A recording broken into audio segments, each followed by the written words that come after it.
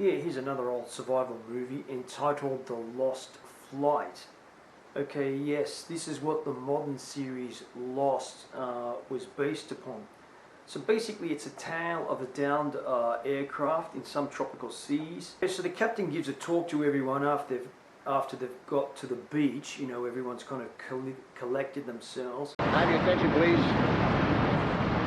I know you've all got a lot of questions on your minds. I'll do my best to answer them. But first, let me assure you that there are air sea teams out searching for us. And it's only a matter of time before they find us. The transmitter out there is sending a continuous distress signal on the emergency band. Food is no problem on this island. There are all kinds of breadfruit, papaya, coconuts. Don't bite into any fruit or anything that you're not sure of. And we're introduced straight away to the troublemakers. These are the people that, you know, typically are the ones that are causing trouble that you see on YouTube videos. This realistic world for sure, if one considers even half the videos on YouTube about idiot passengers causing trouble on board planes, and that's before they've even left the ground. I'm certain, you know, amongst a bunch of passengers, 100-odd passengers, you're going to get troublemakers. So I think that's kind of realistic, and we're not talking about on the ground here in the airport or on the tarmac at the airport. We're talking about on a deserted island now. In your expert opinion, how long do you figure we'll be here? They'll start the search at a point near Samoa, the last radio contact that they had with us. And then they'll gradually widen the circle until they come down here. In your expert opinion, how long do you figure we'll be here? That's what I was trying to figure out. A couple of days, maybe. But it could be a couple of weeks. There's no way of me knowing for sure. No, I don't think so. Don't you know?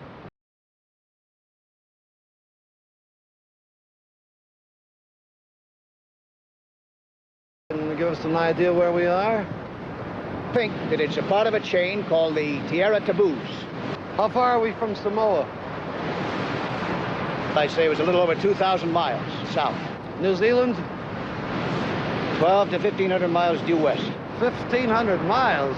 What's it do, Captain? Just sit here and wait? What's it do, Captain? Just sit here and wait? What's it do, Captain? Just sit here and wait? There's a lot to be done. Look, I open in Melbourne Thursday. I kind of like to be there. I suggest we do something about it.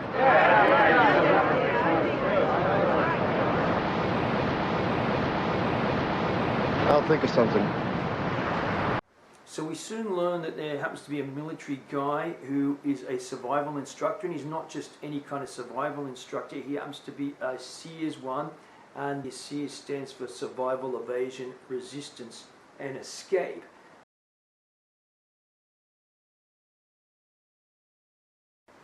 This guy does have a few tricks up his sleeve, and we learn how to use a parabolic reflector to start a fire. Is this a realistic? For those of you who are not familiar with this, well, I'm going to say it absolutely is. I mean, my kid, when he was much younger, nearly burnt down the house like this when I smelled smoke and saw that he had this huge metallic fruit bowl, and had propped up a chunk of wood in it as his cannon, and the sunlight coming in through the front door actually started, you know, focused in this bowl and started setting this wood on, smoldering like no tomorrow. And I was alerted to it just by smelling the smoke. So this really can work, absolutely, for sure. Does that really work? It's an old SEER trick. SEER? Survival, evasion, resistance, and escape. How to live off the land. It's a course given at Pendleton. You take it? Not exactly. I gave it.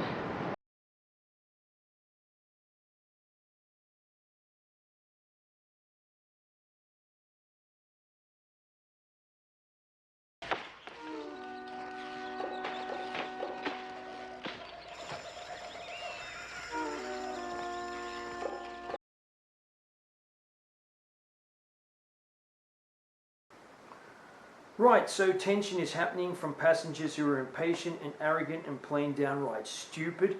And there's also, we see some racist tension which is happening between the idiots and the sergeant.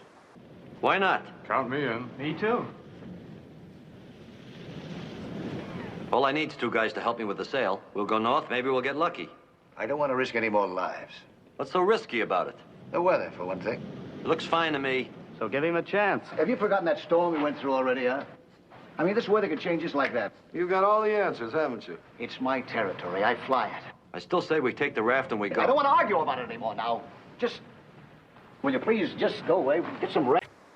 So, as most of them are trying to get it together on the island, there are some idiots that want to take the only remaining life raft from the aircraft and use it to go for help if you'd like. They're warned by the captain this would be a stupid idea because they have not used to these seas. They have no idea where they are anyway.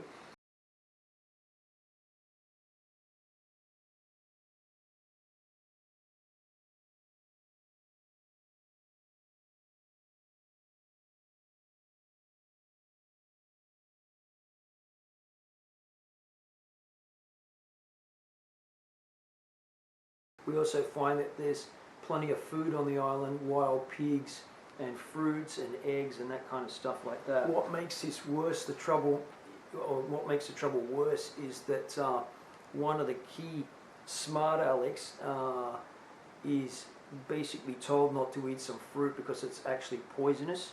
And anyway, he doesn't believe the sergeant, and the sergeant says, well, of course birds can eat food, because this guy says he's seen birds eating it, but birds can eat poisonous substances which humans can't, and that is absolutely true. So that's another cool thing about the movie.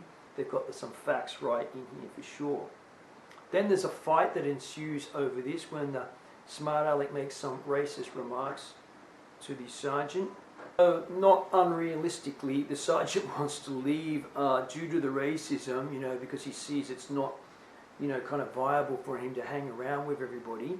And that's okay for him because he'd probably survive and do quite well by himself, but the captain says to him he needs him there. Radio! We got something on the radio! Emergency beacons are dead, and any attempts at search and rescue for this lost plane flight have been given up. We hear that on the radio.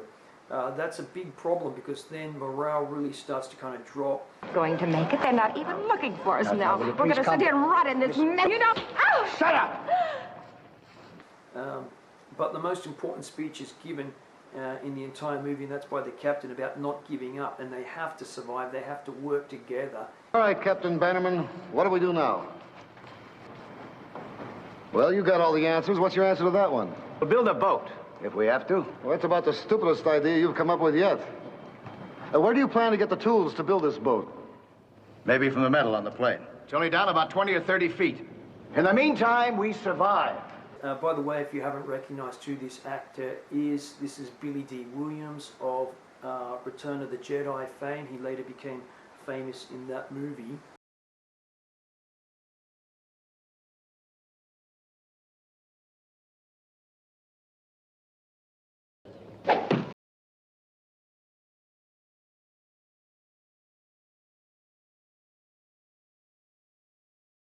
All right, we're going to increase the tension. We're going to up the ante here in this movie because there happens to be a potential rapist.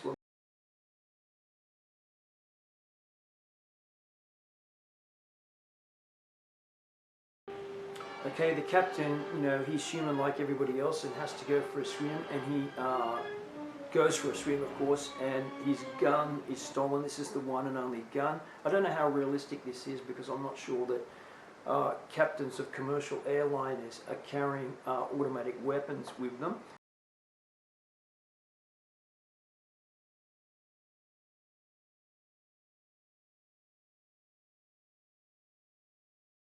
Attempted murderer, shall I say, is revealed because the girl he pushed off the cliff didn't actually die, and she gives away who the bad guy is. The lynch mob goes after him this time, which is strange because they were the same lynch mob that were working for this guy, kind of thing. Anyway, he gets killed. I won't tell you how. I don't want to give away all the movie here. And everybody finally starts to work together. And it's a good kind of movie because they don't get rescued in the end. That's all I'm going to say about it. I've probably given away too many spoilers as it is. I highly recommend seeing the movie The Lost Flight, and as I said, I believe the series Lost was roughly based upon this great movie where the hero is Lloyd Bridges. Alright, thanks for watching Bush Camp and Tootsie.